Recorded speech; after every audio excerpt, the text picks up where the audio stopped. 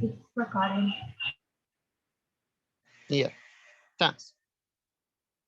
Right. So when we have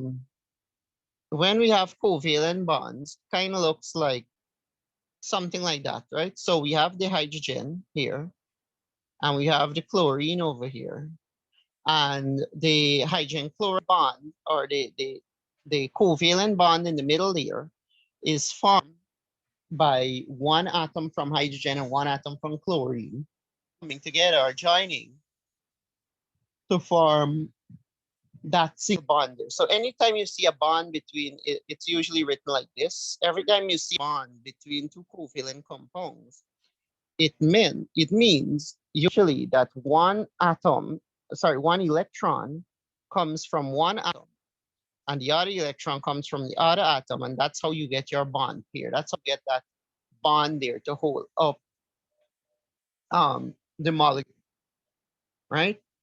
Now,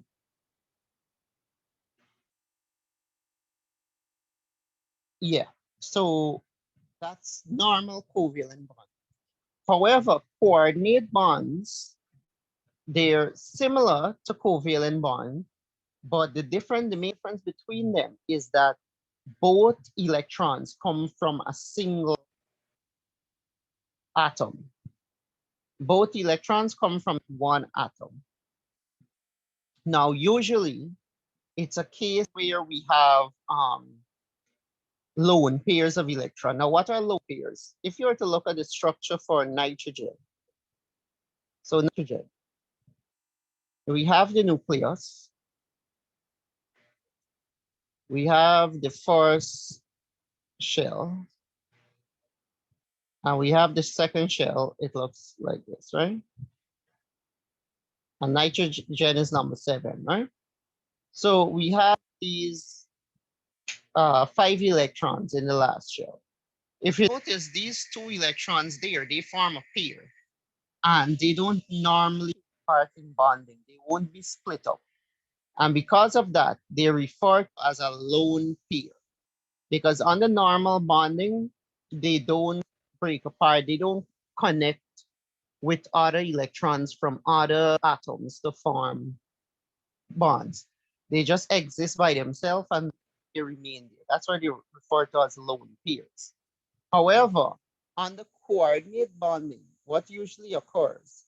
Well, it's the same thing, they don't split. But what can occur is that these 2 electrons can move towards an atom that has a vacancy for electrons, or that has a space for 2 electrons. Now, for example, if we were to look at bromine, sorry, not bromine, boron has a nucleus and 2 shells, and it has 5 electrons. So it looks like that. 3 electrons in the last shell. So it has this space in one of its orbitals. It has this space where it can take up electrons. So because of that, it is possible for nitrogen over here now. Let's run nitrogen. It's possible for this nitrogen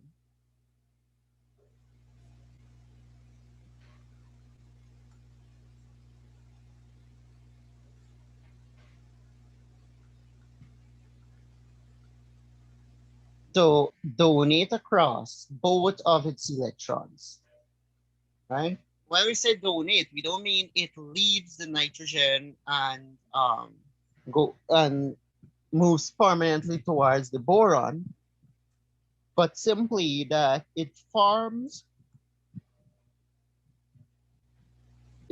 a bond with boron, but uses both of the electrons. So that bond that's formed there is kind of a weak covalent bond, and we represent it like it's like a bond, but with an arrow towards, and the arrow goes from the donor to the receiver, right? So that there is referred to as a coordinate bond.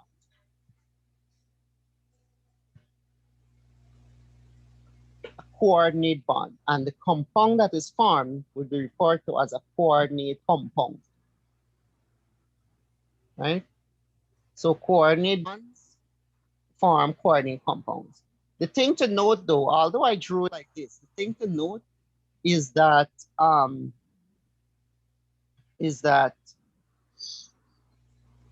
these compounds or these bonds don't form for these other bonds would be formed and get other stuff on them before this bond is formed, because this isn't a very stable bond.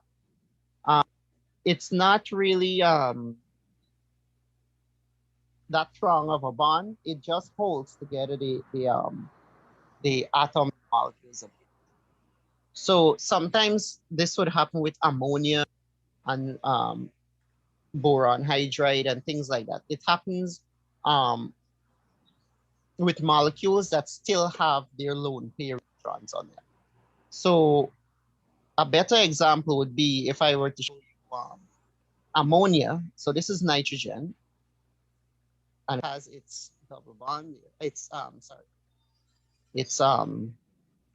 lone pair, and it's bonded to hydrogen. This nitrogen can still bond with something else. Now, not only does it bond to atoms that, you know, normal atoms that have that space, but can also bond to metals. Most often, it bonds to metal ions, for example, like sodium. We know that sodium ion lost its one electron previously, so it got rid of this one electron. That's why it's an ion now. So it has a vacancy for electrons. So it's possible for a bond to form between this ammonia and that sodium. I refer to it as a coordinate covalent bond, or simply as a coordinate bond. Right? Now, some terms that you need to be aware. Now, this was defined by Lewis as a type of acid-base reaction where the donor molecule is referred to as a Lewis base.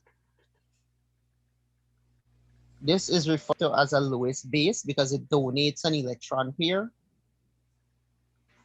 And this is referred to as a Lewis acid because it receives an electron pair. And you can, I believe you would have done in high school already, Lewis base and Lewis acid. Maybe not in detail, but so this is the whole idea.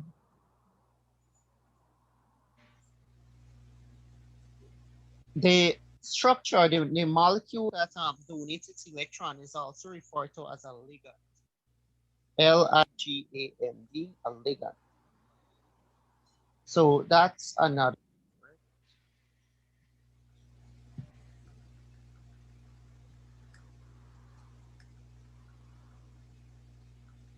Right. So those are some terms that you need to be aware of. So the ligand are the molecules that donate their electron pairs to form the bonds. They're also referred to as Lewis bases. So Lewis bases and ligands, they refer to the same thing, right? Now, I don't want to go further into this topic because we have a whole set of stuff to deal with.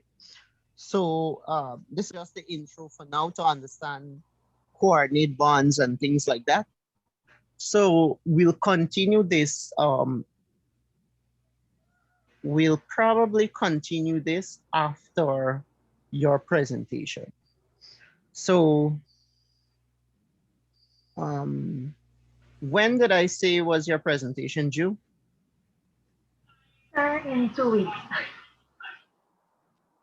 In 2 weeks, right? Yes. So that means most likely we won't have class next week, but I'll let you know before though, because I don't want to continue this